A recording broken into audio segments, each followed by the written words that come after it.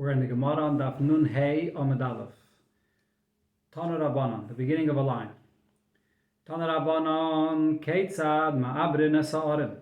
How do you measure the tchum from a city? So the word Ma'abrin we had in the beginning of the Perek, which means like an expecting woman, that there's protrusions from the city, and you only measure the 2,000 ames from the last place where there's a protrusion from the city. So this Braisa will give various different scenarios in the shape of a city to know from where we measure the tchum of 2,000 amas from the city. Arucha, if you have a city that's long in shape, kamois shihi, you measure it as the city is. The Gemara soon will explain what the chiddush of this is. Agula, a city that's round in shape, oisen la zaviyos murubois. When you measure, you create a square around this circle, and that's how you measure the tchum. If you have a city that's wide on one side and narrow on the other side, we see it as if it's equal on all sides like the wider side. You can take a look in the pictures, in picture Reish Pei Vav, where you see a picture for this kind of city. The Braisa continues. Bayis echad yoytze kemin pogum. If there's one house that's protruding from the city like a pogum, which is in the wall, a protrusion from the wall, so you have one house that sticks out of the city. Oy shnei batni yoytzen kemin shnei pegumin. You have two houses that are sticking out of the rest of the city. Roye noisan ki ilu chut masuach alein. We consider it as if there's a string that's drawn from one house to the other house on the protrusion outside the city. Umeiseach mimenu ulahalan alpayimama, and you measure umaydid, that is umaydid mimenu lahalan, and you measure from there outward 2,000 amas. You have a picture for this in the picture Reish Pei Zayin, which we had already before in the Mishnah as well. The Braisa continues. Hoisa suya kimin keshes. A city is made in the shape, is built in the shape of a bow. Or kimin gam, or in the shape of a gam, which is, as Rashi says, gimel yivonis, or it's a kaf kfufa shalano, or as it says here, it's a lange chaf. That's the shape of the city. You can take a look in picture Reish Pei Ches, you have the shape of a keshes, or picture Reish Pei Tes, the shape of a gam. So, how do you measure these two shapes? We consider it as if the bow is filled with houses, as you see here in the picture. The inside part of the bow we consider it as if it's all filled with houses, and you measure from there, not from the bottom inside bow of the inside of the bow, but we measure it from the top. The two tips of the bow, we consider it all to be filled in, and that's where we measure the 2,000 amas from. And the same thing also with this Langachov shaped city. We consider it as if it's all filled in, and that's where you measure the 2,000 amas. Okay,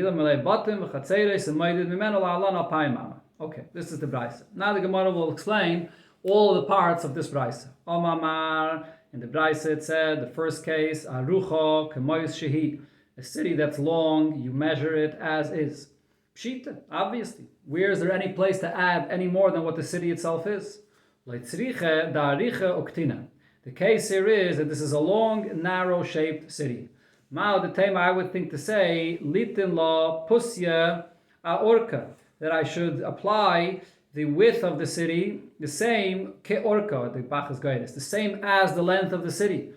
So therefore you would have to add more to the width of the city. Kamash Malan, the Mishnah is teaching me, or the Braisa is teaching me that we do not. Murubas, the Braisa said if it's a square-shaped city, ein oisen la zaviyist, you don't add any additional corners to it. Frakte Gemara Pshite, this is obvious. Leitzriche de meraba veloy meraba biribu ha'olam.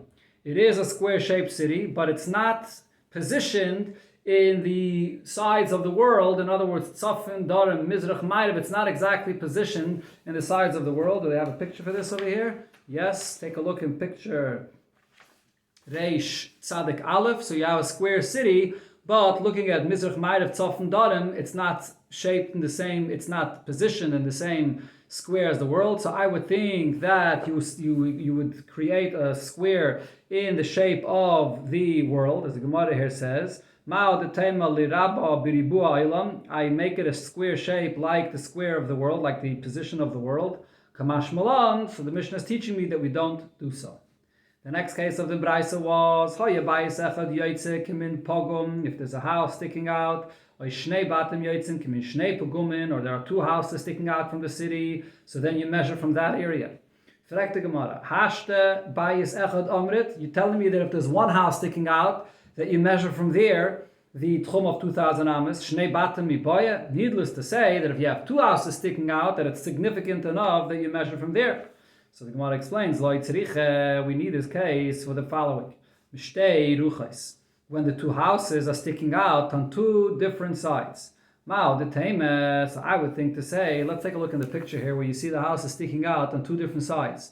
So you have over here two houses that are sticking out, and the Havaman of the Gemara thought that the two houses sticking out in picture Reish Tzadik Beis, they're sticking out on the same house. Therefore the Gemara asks the question, if even only one house sticks out, you measure the 2,000 amas from there. So what's the chiddush to say that if you have two houses sticking out, you measure from there? So the Gemara answers like we see in the next picture, Reish Tzadik Gimel, when you have one house sticking out on one side of the city and another house sticking out on a different side of the city. So to add to the measurement of the city on one side, that I say, but to add to the border of the city from two different sides when you have one house sticking out, that I would not say. Kamash Malan, therefore the Mishnah is the Braisa is teaching me that even then I measure the 2,000 amas from that place where these houses are sticking out. The next case in the Mishnah was a city in the shape of a bow, or gam, or in the shape of a langachov. We see it as if the empty space in the middle, as if it's filled with houses, and courtyards. And you measure from there 2,000 amas. So Rav Huna says, so this case of the Braisa, the city that's in the shape of a bow, if you have between the two tips of the bow, and you measure from one tip of the bow to the other tip of the bow, and you have less than 4,000 amas, so then you will measure the 2,000 amas of the tchum from the yeser. The yeser is the imaginary string of the bow that runs from one tip to another tip. Let's see it here in the picture. Take a look in picture Reish Tzadik Hey. Okay, so you have Reish Tzadik Hey. You can see the tips of both of the ends of the bow. And now, in between, you have less than 2,000 amas from one end to the other end. So in this case, we consider the 2,000 amas, we measure it from not from the bottom of the bow, inside the bottom of the bow, we measure it from the top.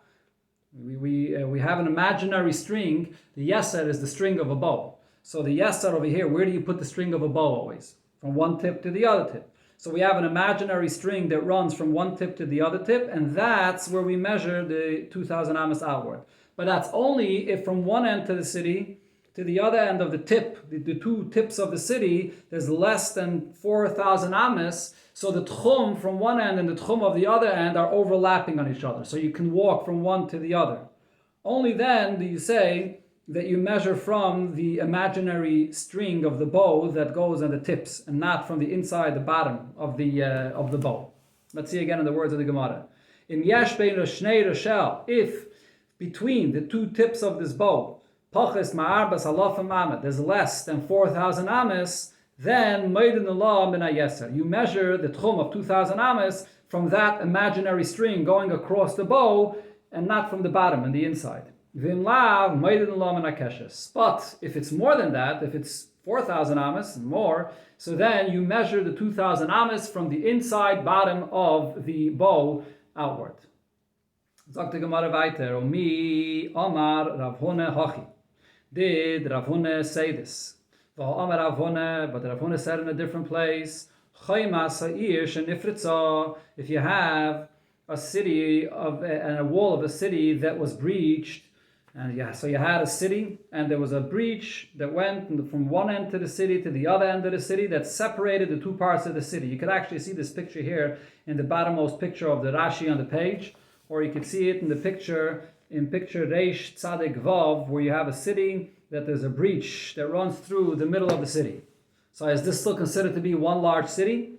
So Rav Huna says, if the breach is b'meya v'arbaim v'achas v'shalosh, so if it's breached open 141 amas and a third, so then it's considered to be a breach, and it's two different cities.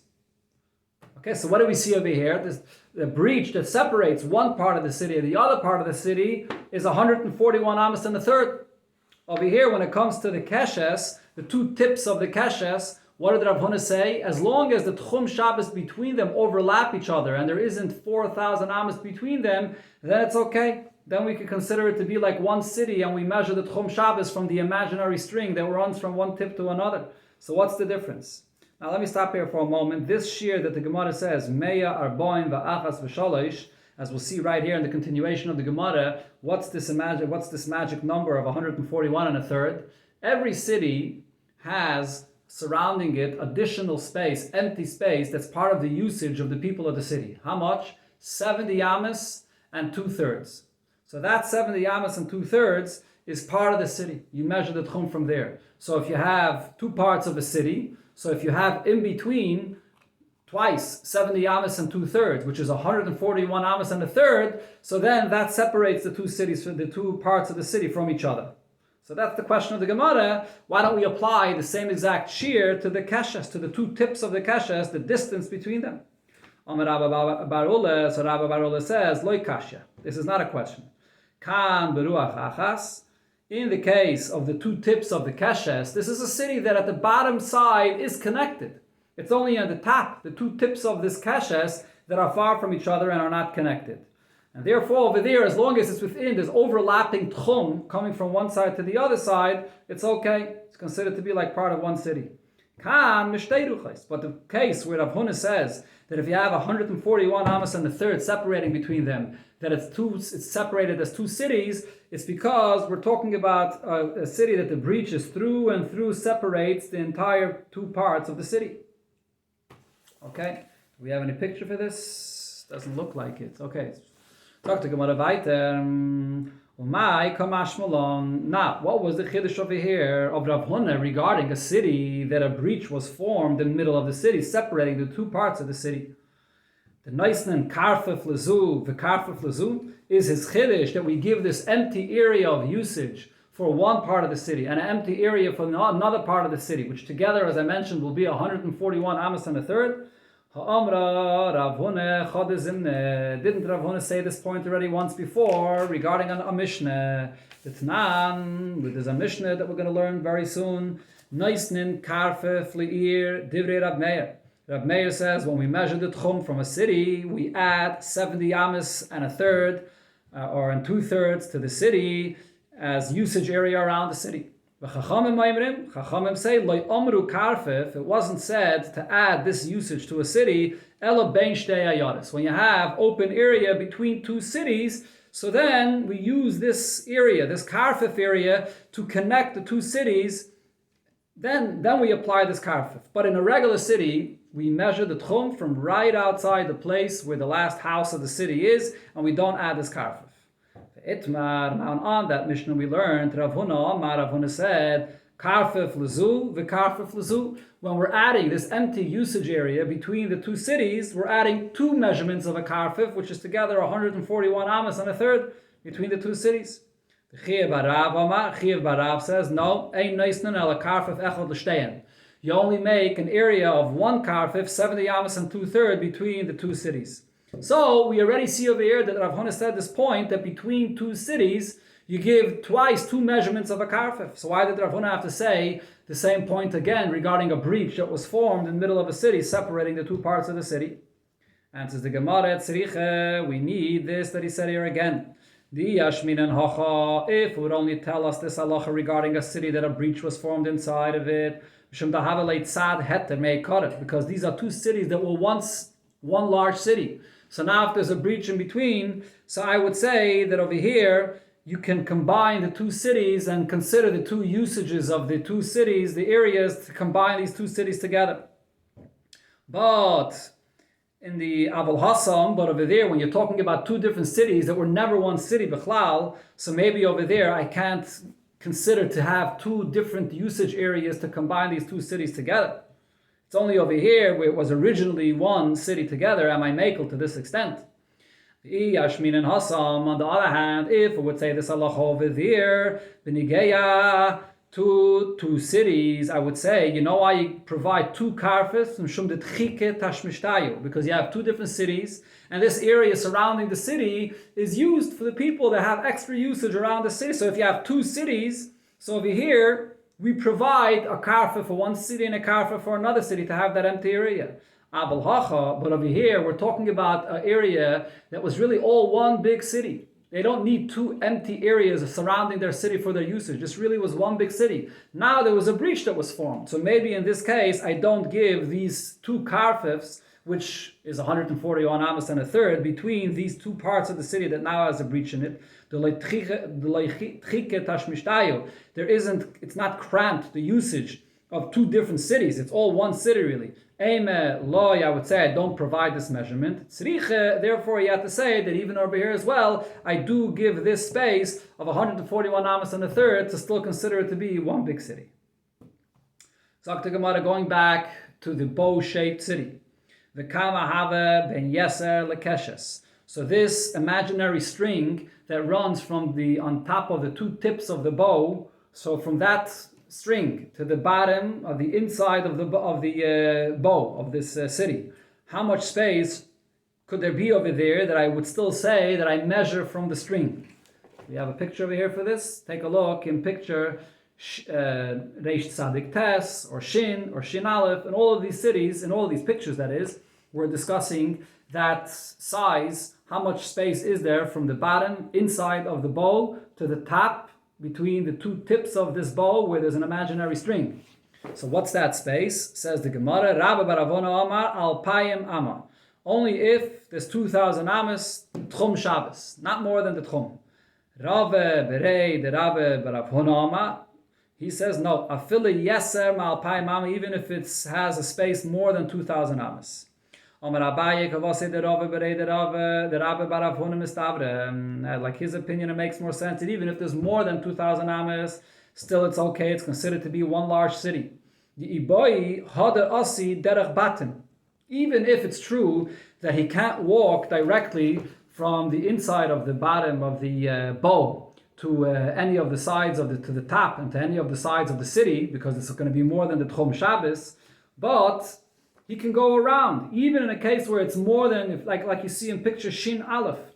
A person, this is still considered to be one city because the person can walk around, he can walk up the bow of the city to one tip, and then walk across to the other side of the bow, since we're talking about over here that there's not more than 4,000 amas in the distance between the two tips of the bow, so he can walk across. So even though he can't walk up, straight up, because it's more than 2,000 amas, but he can walk across. So therefore that still considers it to be one big city, and therefore you still measure the 2,000 amas from this imaginary string that runs from one tip of the bow to another tip of the bow. We learned in the Mishnah, you have a protrusion of the city, which is from Gedudiyos, as the Gemara will now say what that is. It's basically broken down houses that are tall 10 tfachim. So then you measure from there as well. My gedudiyos. What are gedudiyos? Amar Rav Yehuda sholish mechitzos. It's a broken down house that still has 3 walls. Shein aleim tikra. Does not have a roof. The question was asked. Shtei mechitzos. How about if it's a broken house that has 2 walls? V'yesh aleim tikra with a roof. Mahu. Are we going to measure from there the tchum or not?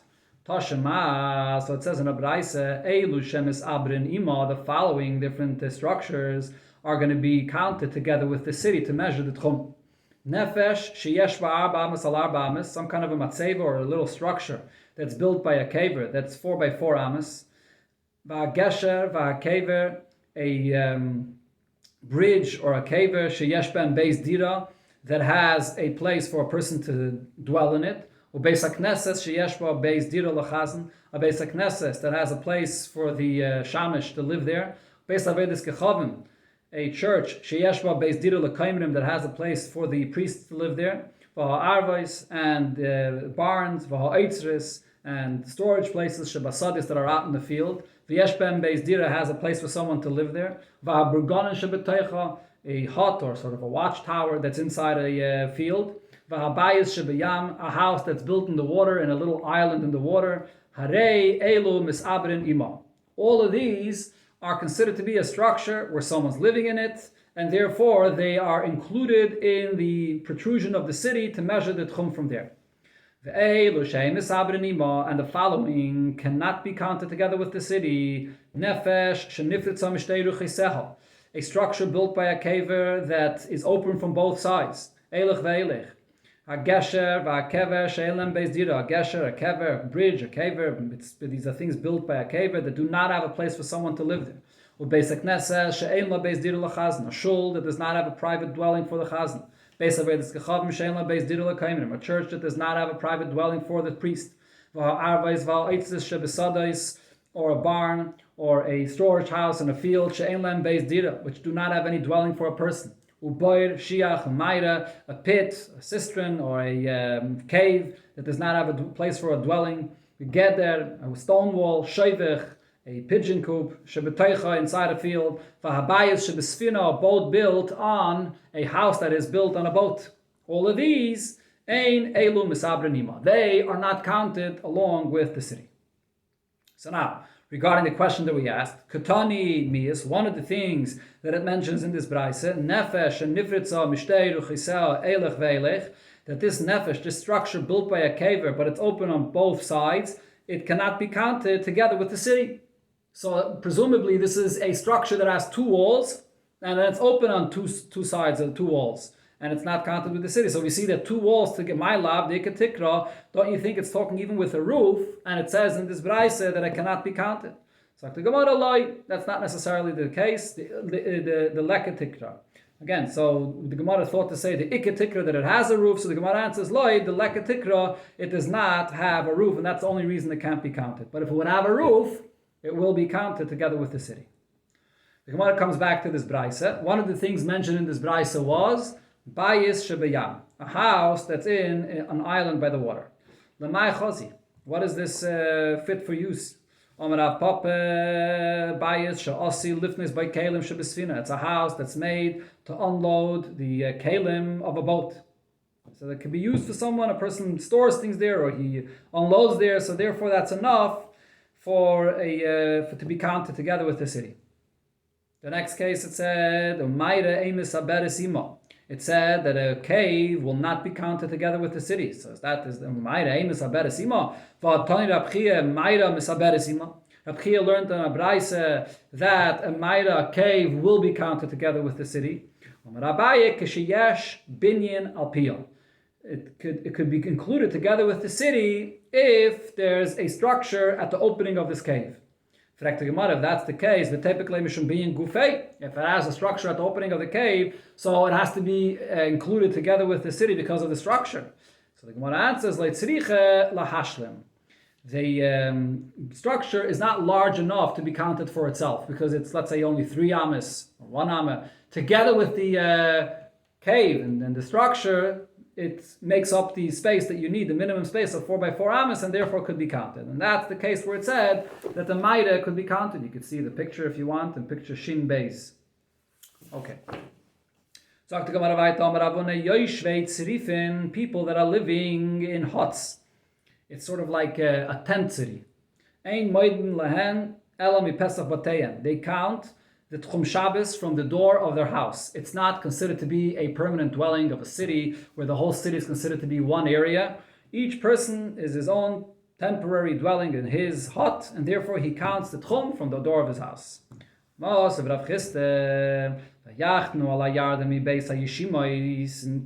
it says that the Yidden dwelled when they were in the Midbar ben Beis HaYeshimais.